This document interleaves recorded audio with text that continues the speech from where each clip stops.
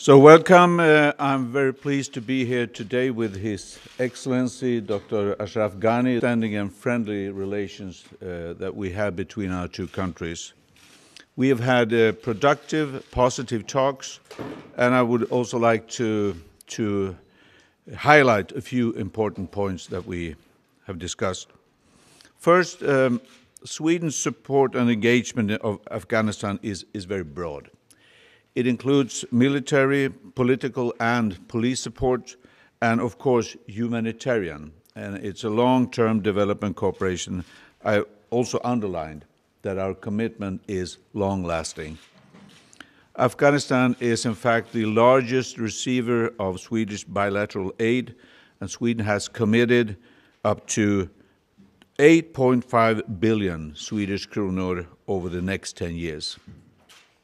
Second, to further strengthen our relations, we have today signed a development cooperation agreement, and that agreement includes a deeper dialogue on human rights, in particular the situation and the rights of women and girls, as well as on democracy and anti-corruption.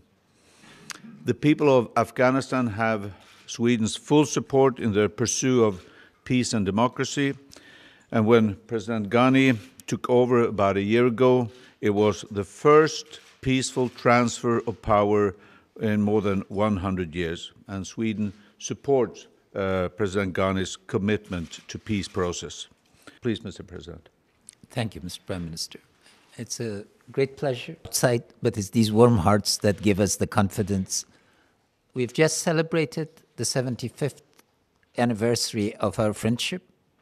We look forward to many decades of deepening, of broadening of this partnership and friendship. Let me first pay tribute to 8 Swedes who paid the ultimate sacrifice of losing their lives as part of love for strangers and in defense of the idea of liberty. Mr. Prime Minister, I call on you and all the media that on behalf of a grateful nation and a grateful state, please convey our most sincere thanks and our deepest sympathies to the families of these heroes of the struggle for freedom and rights. I would also like to thank all the 10,000 members of the Swedish forces that served in Afghanistan. I hope that they carry part of Afghanistan as part of their memories, and we look very much forward to the day when we can welcome them as tourists and civilians back in our country.